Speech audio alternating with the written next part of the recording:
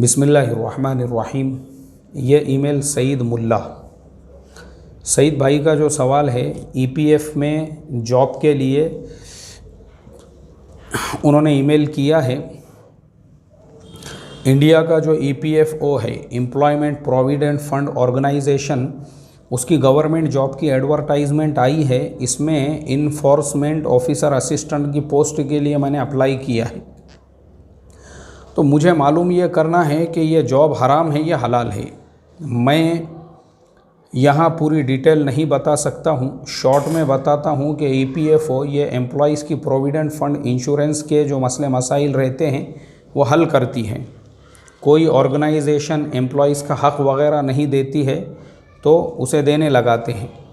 सईद मुल्ला साहब, मेरा ख़ुद का अकाउंट है इसमें, ईपीएफओ में जो है ना, मेरा ख़ुद का भी अकाउंट है। मेरी अपनी सैलरी में से एक हिस्सा हर महीने को ईपीएफ में जमा होता है, एक हिस्सा जो है वो टीडीएस के तौर पे कटता है। तो मुझे मालूम है, ये मेरा अकाउंट है ना ईपीएफओ में, मालूम है उसके बारे में मुझे पूरा, ईपीएफओ क्या होता है क्या नहीं होता है। बहरहाल अभी देखो, मैं आपसे पहले आपका जवाब मैं दे देता हूँ, उससे पहले मैं आपको ये बताऊँगा। आपका पहला ईमेल जो है वो 7 सितंबर का है, उसके बाद 12 है, उसके बाद 13 है, फिर 15 है। तो मेरी आपसे रिक्वेस्ट ये थी कि एक मरतबा जब आपने 7 तारीख़ को ईमेल कर दिए तो बार बार ईमेल करने की ज़रूरत क्या थी।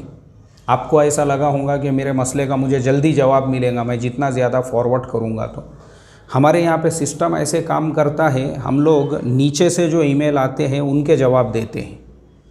अब आपने 7 तारीख़ को ईमेल किए थे तो आपका आज से 2 हफ्ते पहले ही जवाब आ जाता था। इतना डिले और इतना लेट नहीं होता था। अब ये लेट क्यों हुआ?